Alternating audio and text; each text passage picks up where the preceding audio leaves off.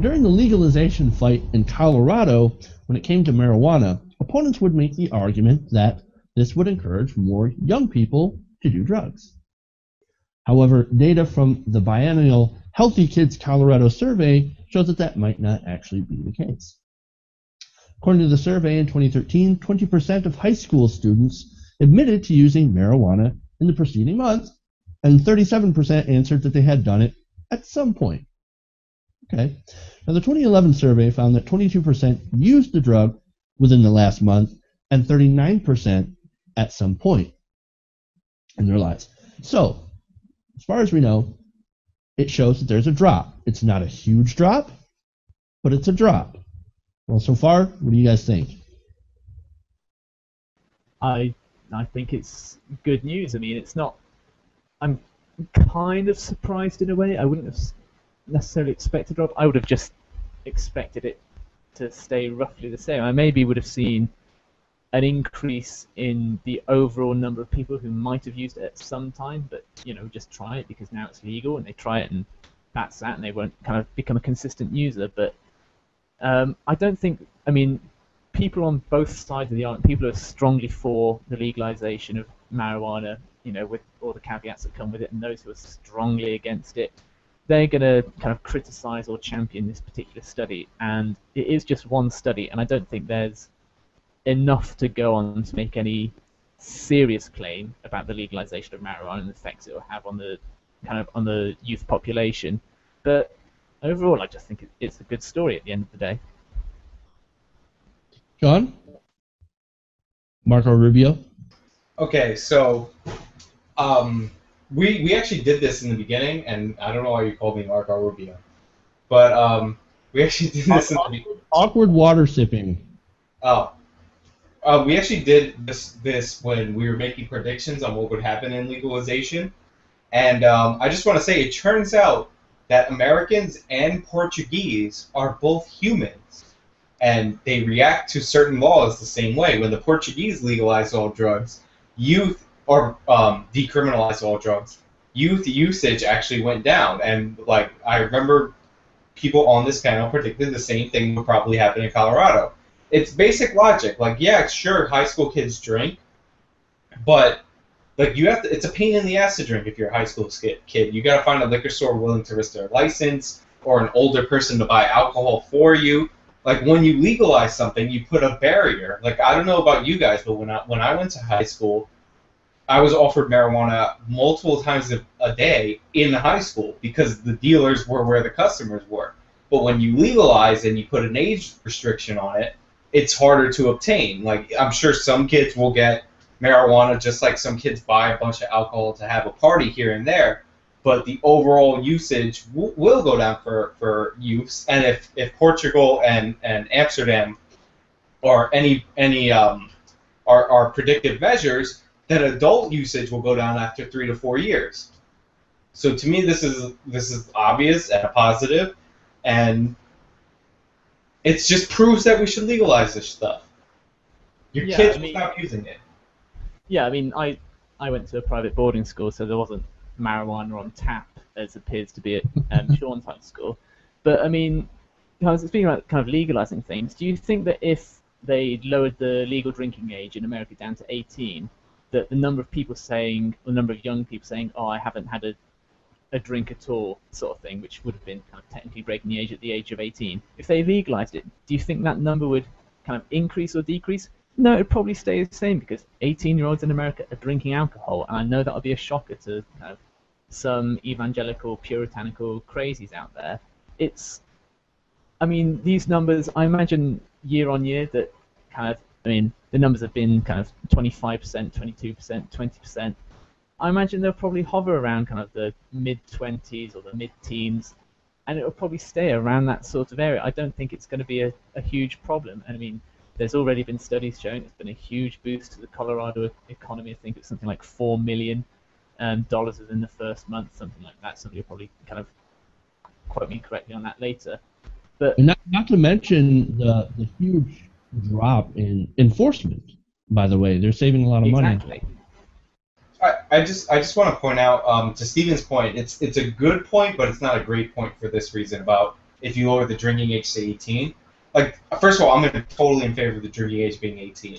But 18-year-olds still go to high school, so you probably would get more underage consumption because when I was in high school, 18-year-olds and 16-year-olds and 15-year-olds and 14-year-olds were all at the same parties.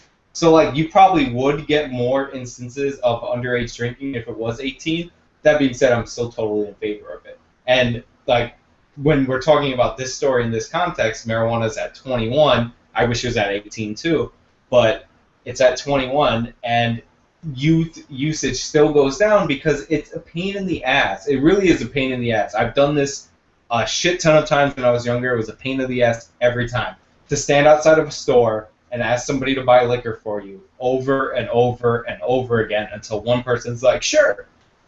Like, it takes a while, and the same thing happens with legal pot. Like, it's just logical to me that the study would break down this way. Well, okay, so back to the study. Now, actually, this it's a 2% drop, so really it might even be statistically insignificant when it comes to Colorado. But the important thing about this is that it really kind of goes against the argument that a lot of opponents of marijuana legalization would make, is that, well, they would always say, yeah, but what about the children, right? What about the kids that are going to get access to it?